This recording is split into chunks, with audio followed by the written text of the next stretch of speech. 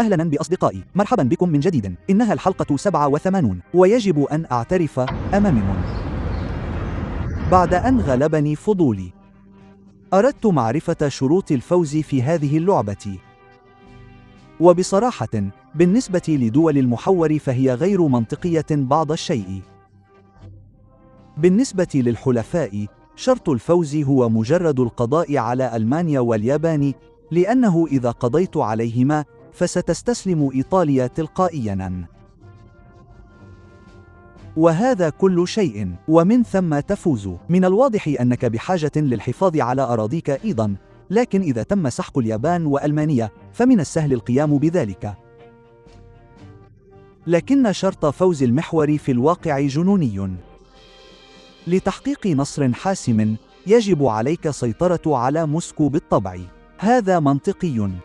ولندن، ويجب أن تخرج الولايات المتحدة من الحرب. كل هذا يبدو منطقيا حتى الآن، لكن عليك أيضا السيطرة على كامبريا، وأستراليا ليست حتى قوة عظمى، ليس لديها شريط معنويات خاص بها، إنها حرفيا دولة صغيرة. لكن عليك إخراجهم من الحرب. عليك الاستيلاء على كامبريا وعليك الاستيلاء على دلهي. لذا عليك القضاء على الهند التي هي في الأساس دولة صغيرة أو دولة صغيرة مبجلة في هذا الصراع. وعليك القضاء على أستراليا، وهي دولة صغيرة فعلية لكنها في مكان محرج في منتصف اللامكان كما تعلم، مقارنة بمكان استمرار الحرب حيث يدور الصراع الرئيسي. يجب عليك الاستيلاء على كليهما لتحقيق نصر حاسم كدول محور، بالإضافة إلى القضاء على كل القوى العظمى. والأكثر جنوناً هو أنه للحصول على نصر كبير عليك الاستيلاء على إما الهند أو أستراليا. والقضاء على كل القوى العظمى في نفس الوقت. وقد ترك هذا في نفسي شعوراً سيئاً نوعاً ما، لأنه إذا كنت أقرأ شروط الفوز بشكل صحيح يمكنك القضاء على كل القوى العظمى. إذن يمكنني في الأدوار السبعة القادمة يمكنني الاستيلاء على موسكو، وهذا ممكن. أعني أن سلاح الجو الخاص بي قد وصل للتو، ووصلت مقرات قيادة إضافية للتو. والروس في وضع حرج للغاية الآن. لقد كانوا يخسرون وحدات لفترة طويلة لدرجة أن هذا بالكاد يعتبر خطراً أمامياً بعد الآن. ومن يدري ما هي الدفاعات التي لديهم في الخلف، لكنني أشك في أنها كثيرة. لكن يمكنك الاستيلاء على موسكو، يمكنك إخراج القوى العظمى من الحرب، يمكنك القضاء على الولايات المتحدة والمملكة المتحدة. الولايات المتحدة، المملكة المتحدة، وهذه أيضا هي الولايات المتحدة بالطبع، والاتحاد السوفيتي، القوى الثلاث الكبرى. يمكنك إخراجهم من الحرب ولا تحصل إلا على انتصار طفيف. الآن لا أعلم بشأنكم يا رفاق، لكن إذا خسرت الولايات المتحدة والمملكة المتحدة وخسرت روسيا ولم تخسر دول المحور شيئا، لا أعتقد أن المؤرخين سيقولون أوه لقد كان هذا انتصارا طفيفا لقوات المحور، بل كانوا سيقولون تبنا لقد تغير العالم، باستثناء أنهم سيقولون ذلك باللغة الألمانية. لذا أنا شخصيا لا أفهم لماذا شروط الانتصار لدول المحور مقيدة لدرجة إجبارك على القضاء على هذه الدول الصغيرة. إذن إذا أردت تحقيق انتصار كبير ضمن الإطار الزمني، حسناً، أنا لن أقضي على الهند لأن دلهي محمية بشكل مبالغ فيه، ولن أتمكن من تجاوز هذه التلال. لا أعتقد أن هذا ممكن، إنها واسعة جداً. الطريق الوحيد للداخل هو من هنا وهنا وهنا، وهذا هو الطريق الفعلي الوحيد للداخل. هذا كما تعلم طريق ممتد بالكامل. هذه أشبه بقطع طرق غير متصلة لا تشكل خط إمداد مناسبا. لا تفهمني خطأ، يمكنني القيام بغزو برمائي للهند وربما أتمكن من الاستيلاء عليها، لكن الوحدات المتاحة لدي لذلك هي على بعد أميال من المكان الذي يجب أن تكون فيه. لا يوجد مكان لتمركز سلاح الجو الخاص بك أيضا، لذا فإن الطريقة الوحيدة الحقيقية للقضاء عليهم ستكون مثل الهبوط في كالكاتا. أعتقد أن هذا سيكون المكان المثالي. عليك فقط الاستيلاء على دلهي. أنت لست مضطرا لتدميرهم بالكامل فعليا. عليك فقط الاستيلاء على دلهي وسينتهون. وبالنسبة لأستراليا، أعتقد أنك تحتاج فقط للاستيلاء على كانبرا وسينتهون. لكن كما تعلم إنها مسألة إيصال الوحدات إلى هناك، وعندما استسلمت المملكة المتحدة، هل يعني ذلك أن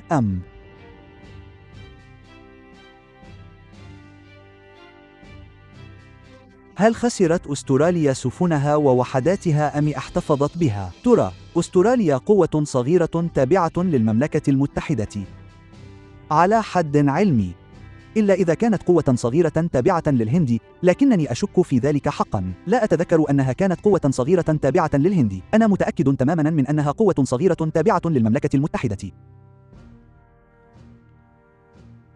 لذا لا أفهم حتى كيف لا يزالون في الحرب.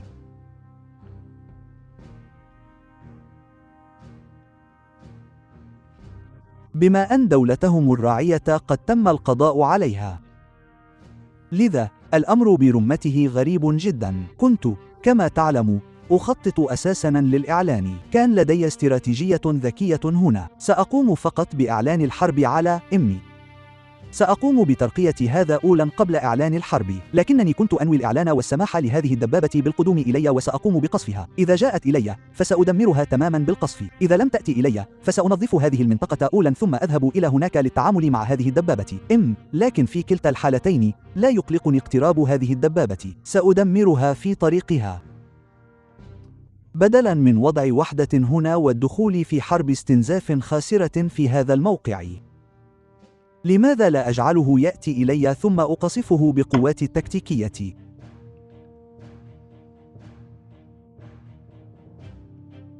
في الواقع، هل من المنطقي إعادة ترتيب هؤلاء بشكل أفضل؟ وأنت تعلم الضرب في مؤخرة الاتحاد السوفيتي. يجب أن يلحق بهم الكثير من الضرر المعنوي. أعتقد أن موسكو قابلة للاستيلاء عليها ضمن المهلة الزمنية.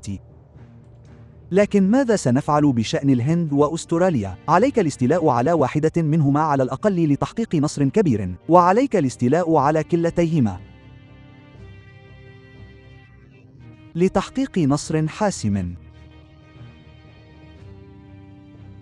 أتعلم، أكره أن أكون الشخص الذي يلعب هذا في نمط تعدد اللاعبين، وتكتشف أنك لا تستطيع تحقيق نصر كبير ما لم تخرج أستراليا والهند من الحرب.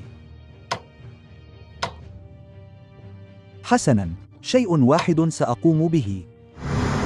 إذا كنا سنضرب أستراليا، فأنا بحاجة إلى هذه البوارج تحسباً لوجود بقايا أسطول لديهم.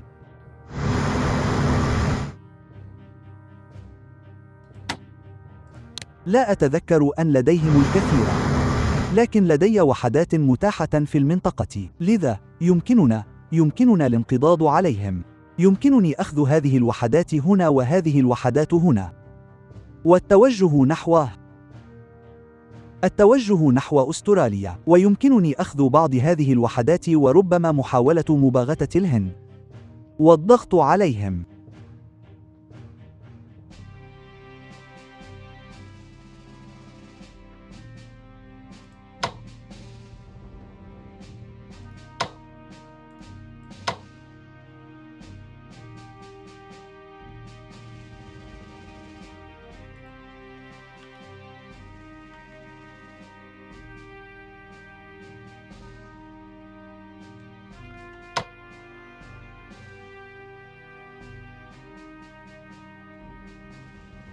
أتعلم ماذا؟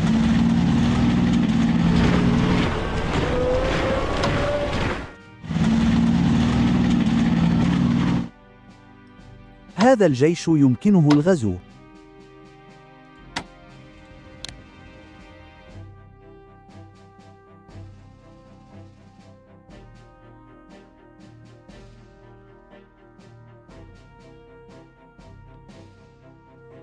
الإمداد 6. أعني الإمداد هنا في الأسفل ليس جيدا بما يكفي.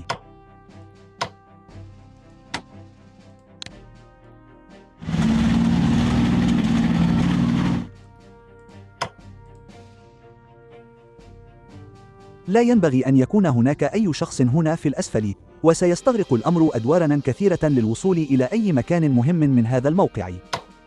لذا سأكتفي بحماية الحدود هنا، وسأخذ هذه المجموعة إلى الأسفل لمحاولة الوصول إلى دلهي من الخلف.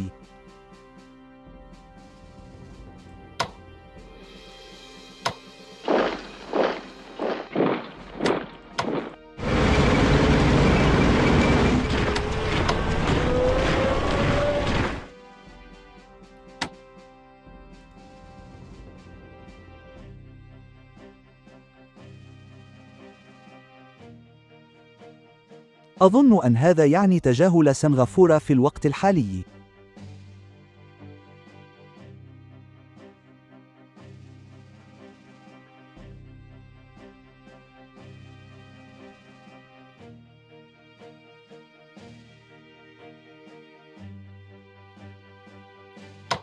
وأجل، كنت أنوي مباغتة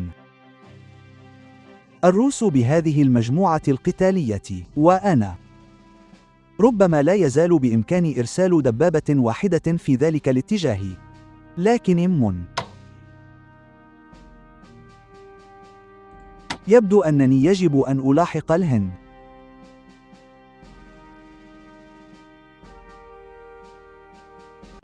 أم هل يجب أن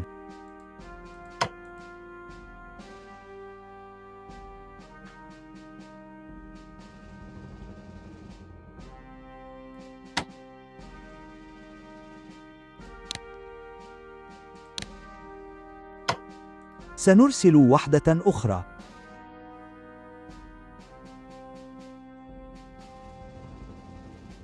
أمر محبط للغاية.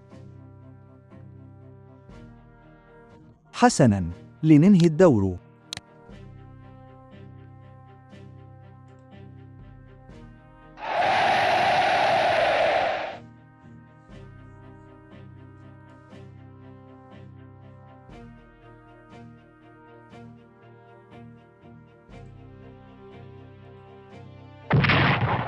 لا تقل لي أن ذلك.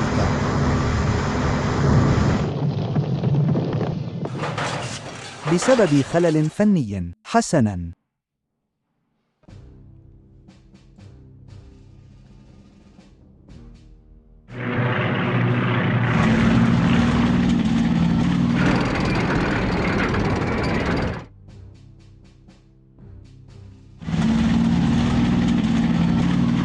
يبدو أنهم يتراجعون.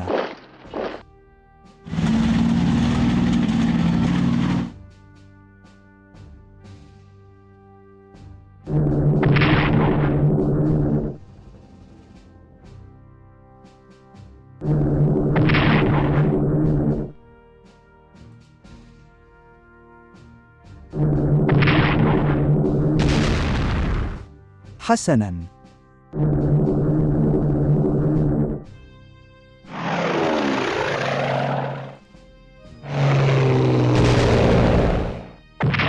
ابدأ بدفع الثمن الآن. لاعبون أقوياء في المنطقة.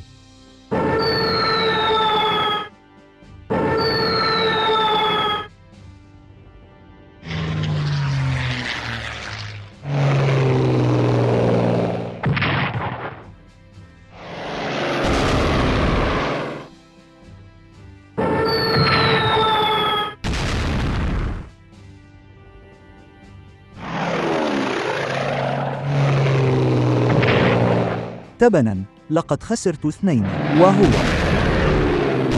هذه مقاتلة من فئة 3 نجوم.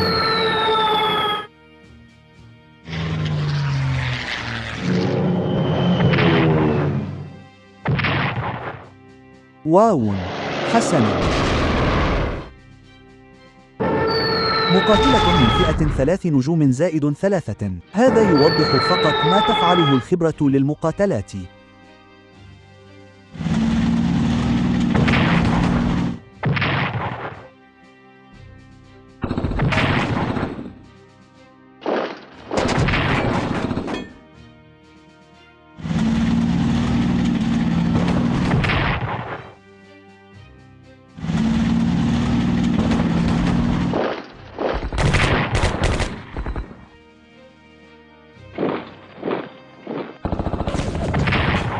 جيد.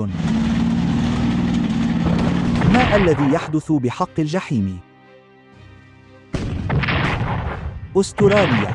لماذا؟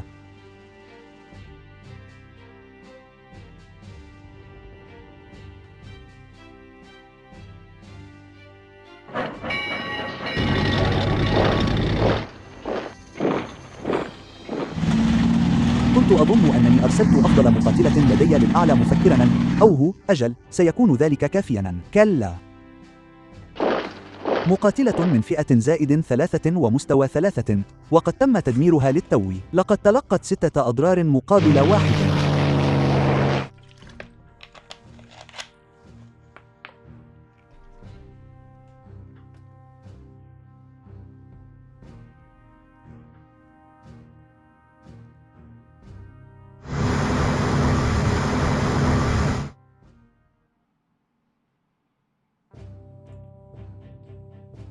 يا إلهي، الولايات المتحدة عادت للحرب. إذن هذا خطأ تقني.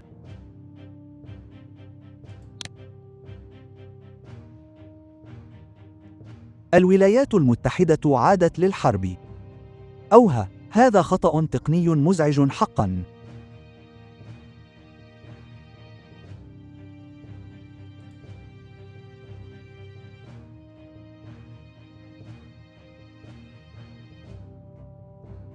هل يعني ذلك أنها استعادت كل عتادها؟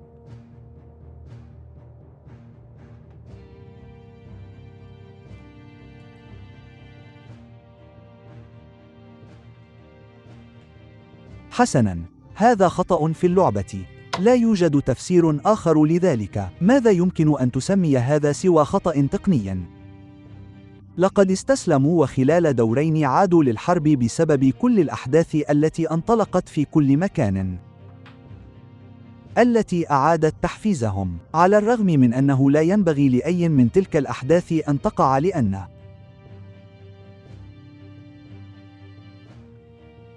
لأنها لم تعد مهمة أو لا ينبغي أن تكون مهمة بعد الآن.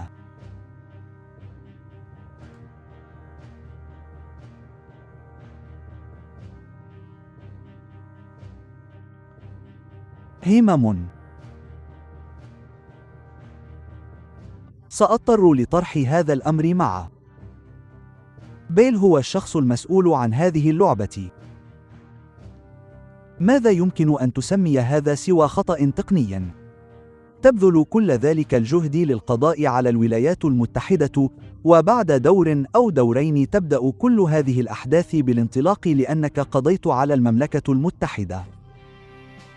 وهي أحداث مصممة لتحفيز الولايات المتحدة في المرة الأولى إذا لم تكن مشاركة بالفعل في الحرب، وهم يعودون للانضمام فوراً. أتساءل إن كانوا قد استعادوا كل شيء.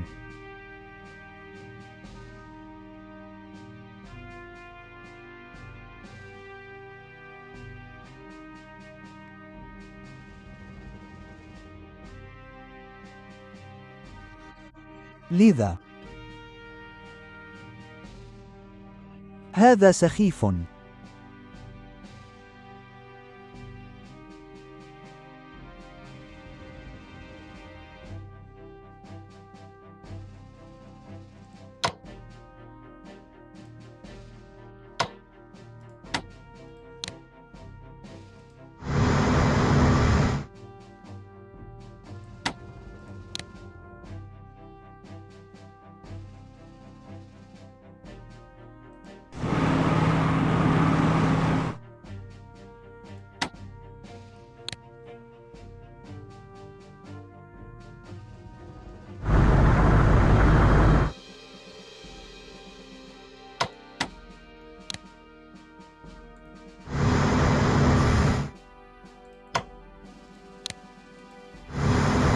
لا أعلم يا رجل، هذا الخطأ قضى على رغبتي في اللعب اليوم.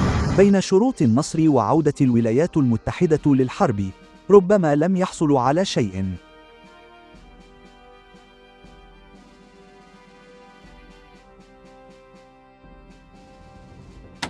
على الأرجح، ولكن من يدري ما هي النصوص البرمجية التي أعيد تفعيلها لهم؟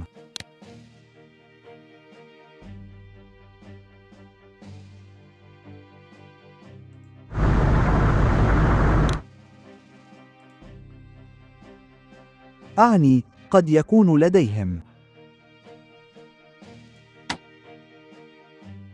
هذا مقر قيادة آخر.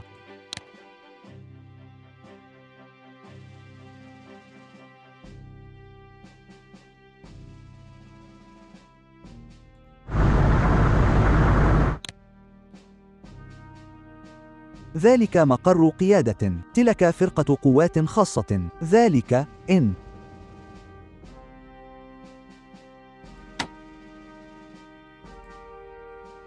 لا يمكن نقلهم بعد لأنهم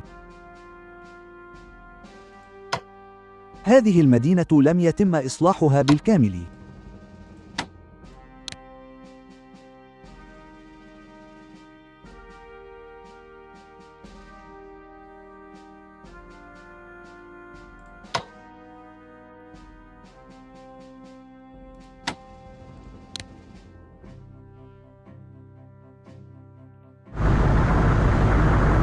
أوه، إنها غير محمية.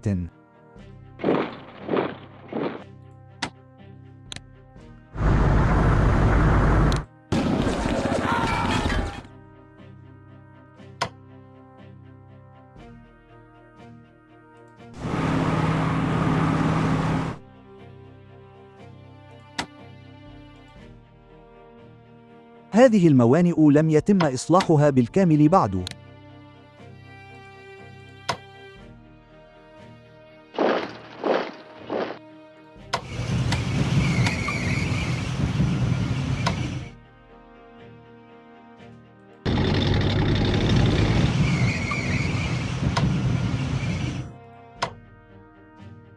حسناً.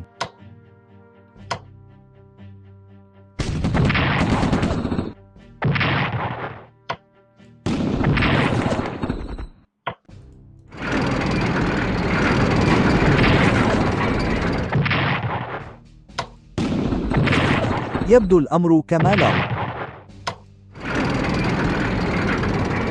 أن الروس شغلوا جهاز النقل الآني القديم أنزلوا مجموعة من الوحدات.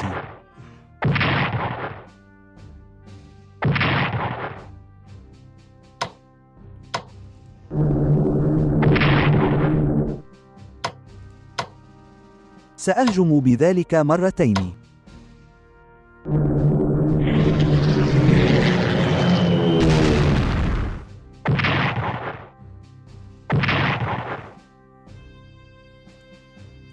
حسناً، إذن هذان الاثنان يجب أن أتمكن من تحميلهما في وسائل النقل والتوجه نحو الهند. لا أعلم إن كانت هذه قوة كافية للتوجه نحو أستراليا.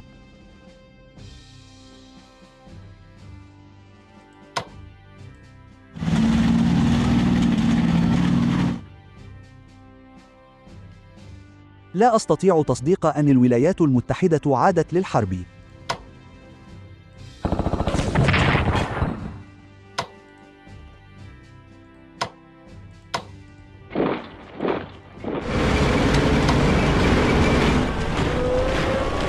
هذا لا يمت للمنطق بصلة.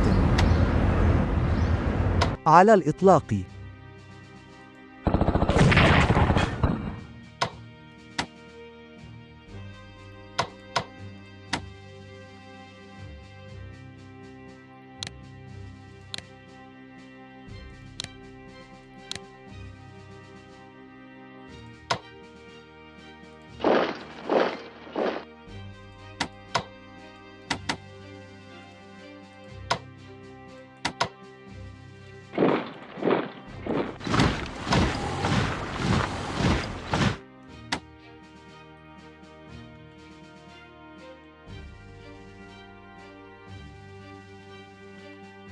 حسناً، لنأمل أن فريق القوات الخاصة، أعتقد أن هذه مجرد ساحة. لا يزال ذلك يحتسب كجبل شاهق إذا تمكنت من المضي قدماً.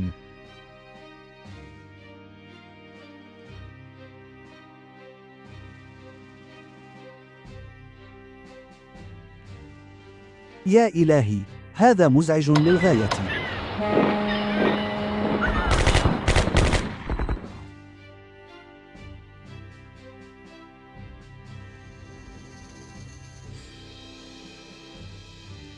حسناً، سنواصل اللعب. يجب أن أعترف، معرفة شروط النصر وهذا الخلل الغريب الذي دفع الولايات المتحدة للعودة للحرب هو حقيقة أصاب حماسي بالفتور، إن جاز التعبير.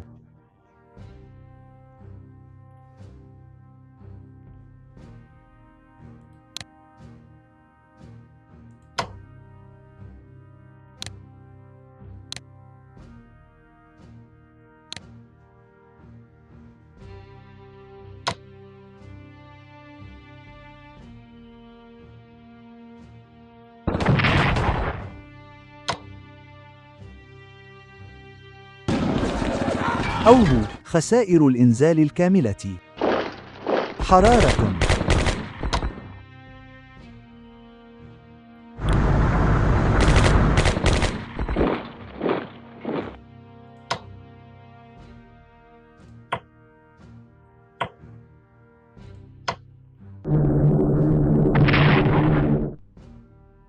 حرارة.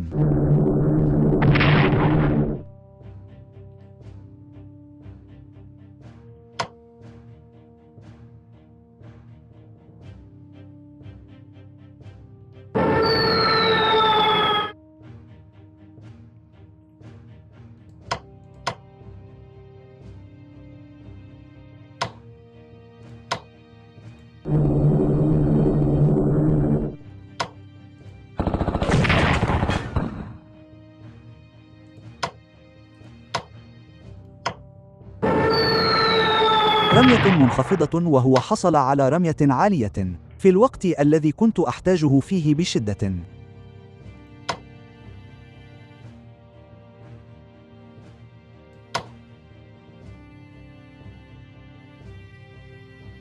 آهن.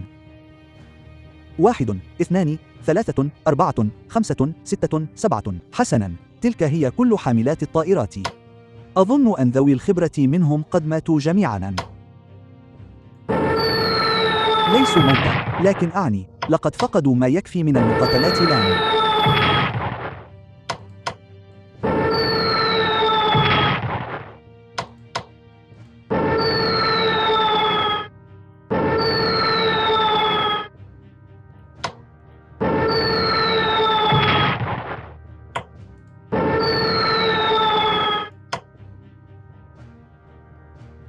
حسناً، روحه المعنوية انخفضت إلى 1%.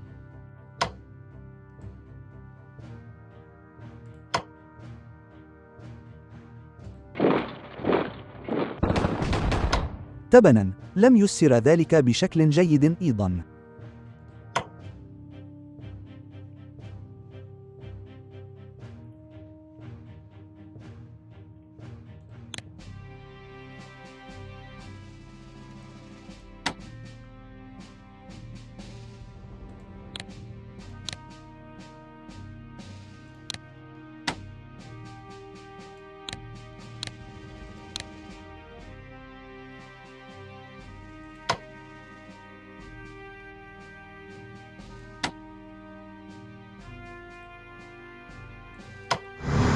حسناً، ذلك ميناء من المستوى 10.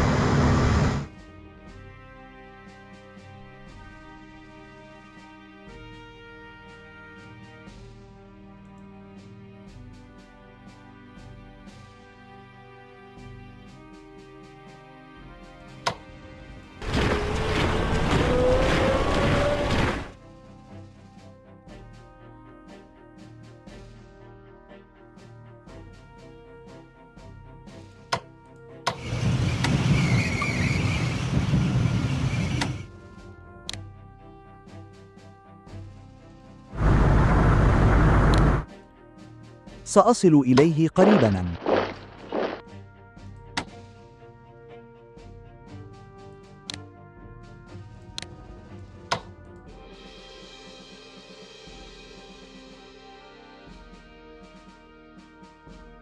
لا أستطيع تصديق أن الولايات المتحدة عادت للحرب. الأمر يتردد في رأسي فقط. هذا الخلل تسبب في انضمامهم للحرب فوراً، بينما لم يكن عليهم فعل ذلك أبداً.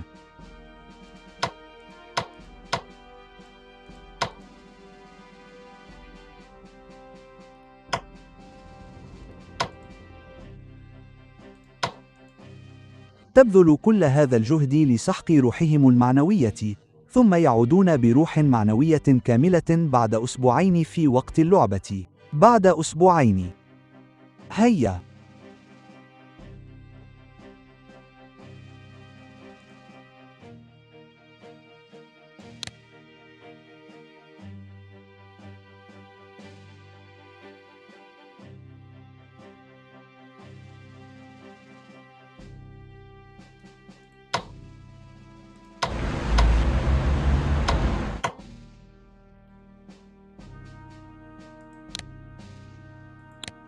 إنتاج. شيء يمكنني إنجازه بسرعة.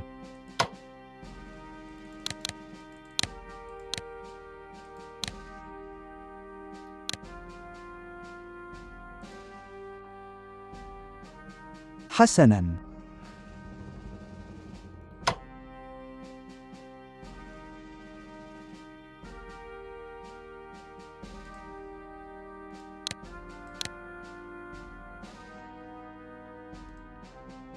الإمدادات هنا سيئة، لأنه ليس لدي ما يكفي من المقرات في المنطقة.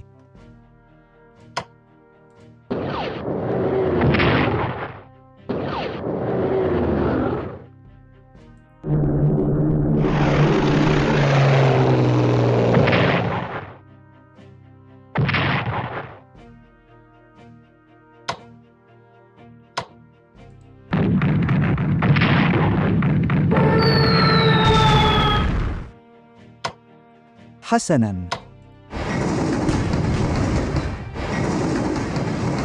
هذا موقع قوي جداً لديهم هناك.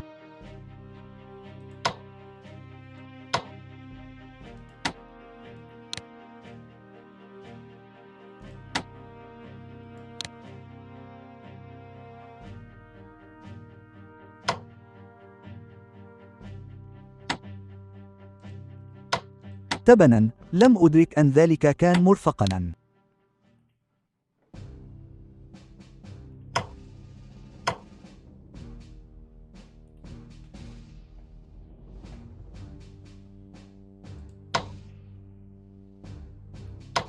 حسناً، مدفع مضاد للطائرات. ذلك المدفع المضاد للدبابات لا يمكنه الوصول إلى هناك.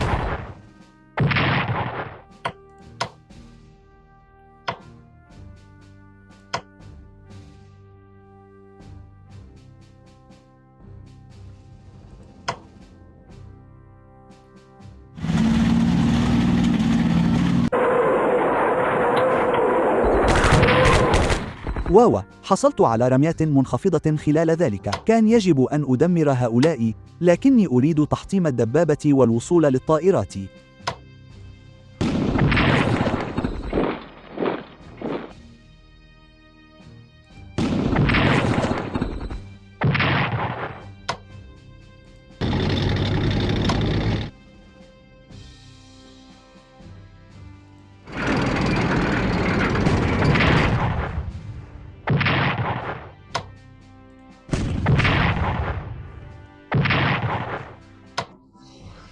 حسناً، تم صنع الثغرة. حرارة.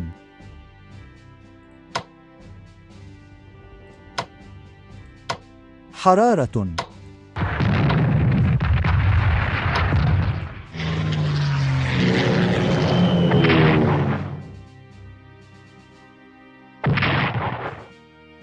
حرارة.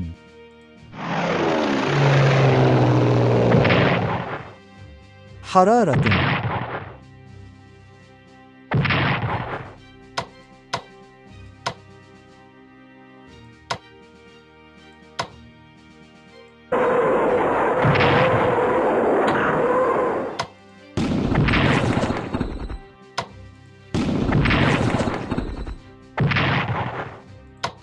حرارة.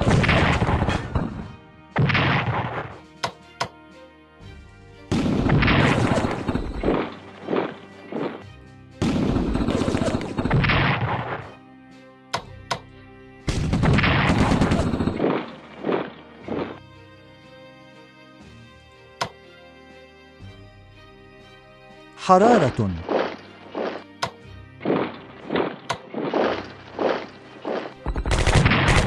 حسناً، جيد.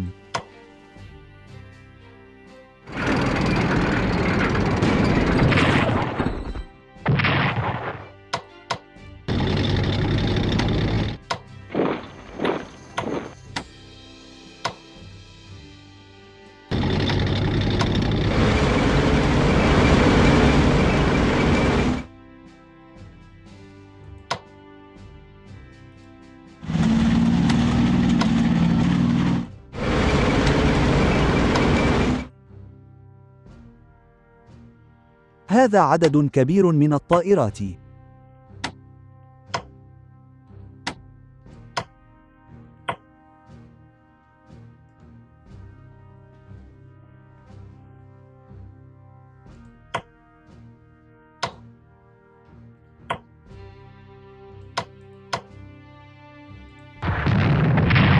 أوه. افعل ذلك.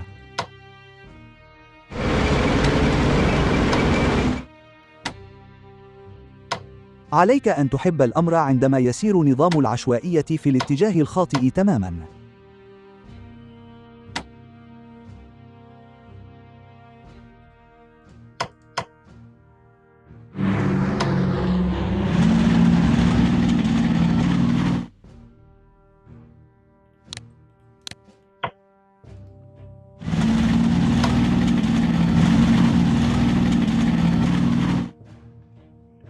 لننطلق.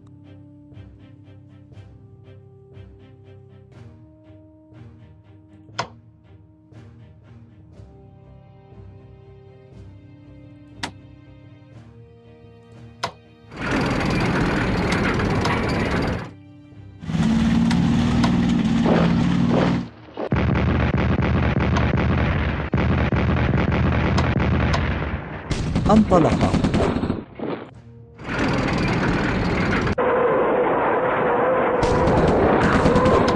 حسناً، هذا فوز كبير جداً. أظن أنه الشتاء، لذا فأنا في الواقع ألحق ضرراً ضئيلاً جداً.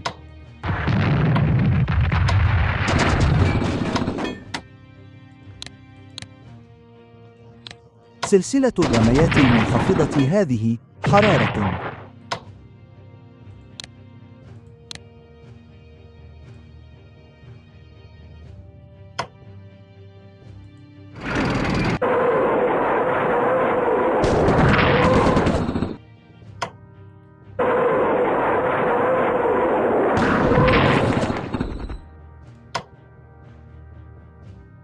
حرارة.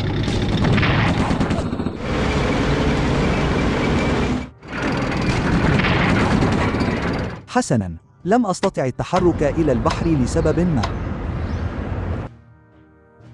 أظن أنني لا أستطيع التحرك قسراً إلى هناك أيضاً. كلا، غير مسموح بالتحرك القسري إلى بلاطة لا نملكها.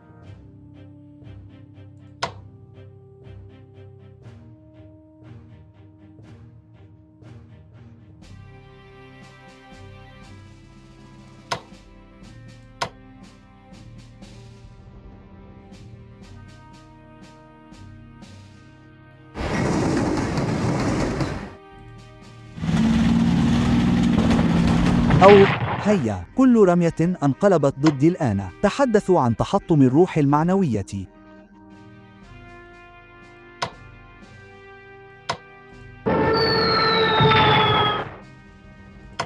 روحي المعنوية محطمة.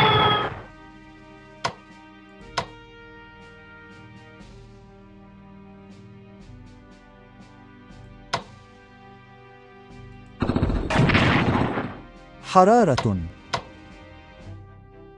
حرارة.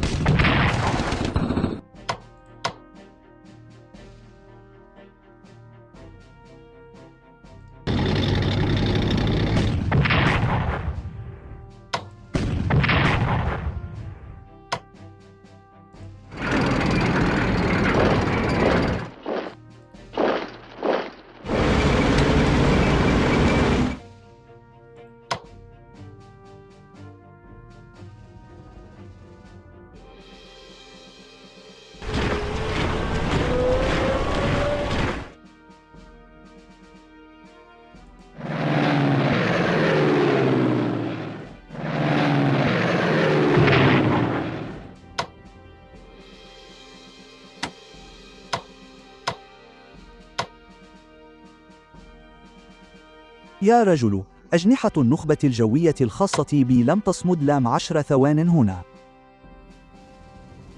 لم تكن المقاتلة ملحقة في بداية الدور الآخر، وهو ما لم يساعد.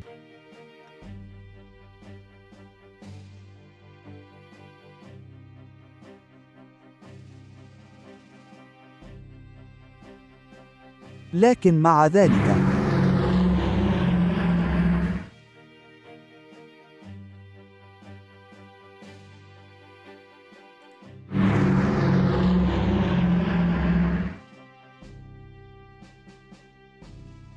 بدأت في إنتاج بعض أمم. ها هي ذي بعض الحاميات. حتى أتمكن من تحرير تلك الجيوش.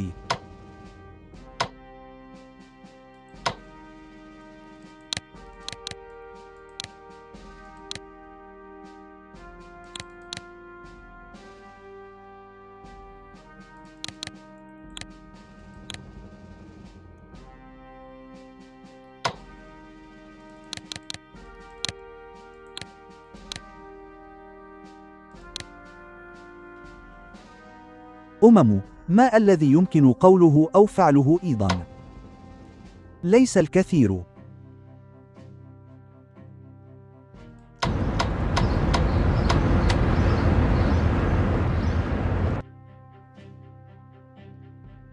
لم أحصل على هذه المدينة. من المحتمل أنهم سيعززونها، لكن سقوط روستوف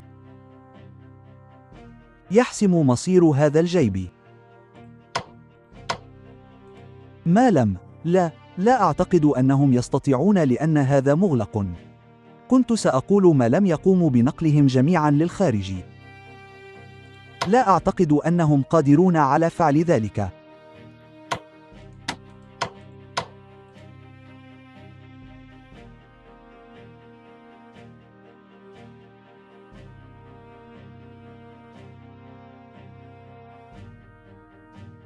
حسناً، هذا كل شيء في الوقت الحالي. حسناً، لم يتبقى سوى بضعة أدوار. مع عودة الولايات المتحدة للحرب، سيكون هذا بالتأكيد نصراً طفيفاً الآن. وأفترض أن السؤال الحقيقي هو هل سيقومون أيضاً؟ هل سيستعيدون كل أشيائهم؟ هل يمكنني توقع رؤية إلى أي مدى يصل هذا الخطأ؟ هل كل سفن بيرل هاربور، هل تعمل كل تلك البرامج النصية مجددا؟ هل سيظهرون جميعا مرة أخرى؟ هل سيعودون فقط بأسطول ضخم؟ هل تظهر كل أشيائهم مجددا في كل مكان؟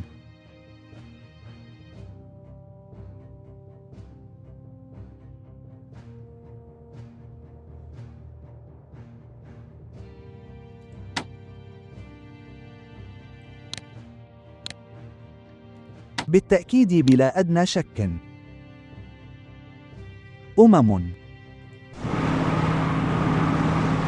واحدة من أكثر. المشكلات التي واجهتها في اللعبة إحباطاً. أتعلم كل ذلك الجهد للقضاء على الولايات المتحدة ثم يضيع سودان فوراً هو أمر مرهق ذهنياً. لنقل، دعنا نسميه كذلك. إنه مؤلم ذهنياً.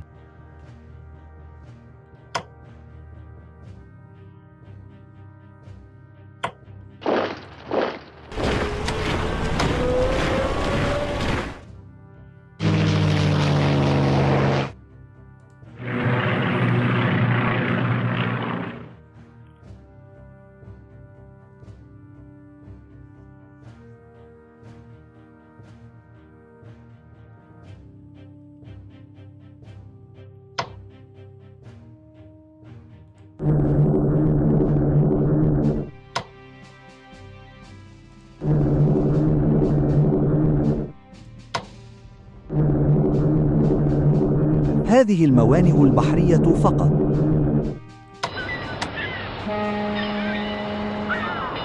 حسناً، هذا كل شيء في الوقت الحالي. أتمنى أن تكونوا قد استمتعتم بذلك. أراكم في المرة القادمة.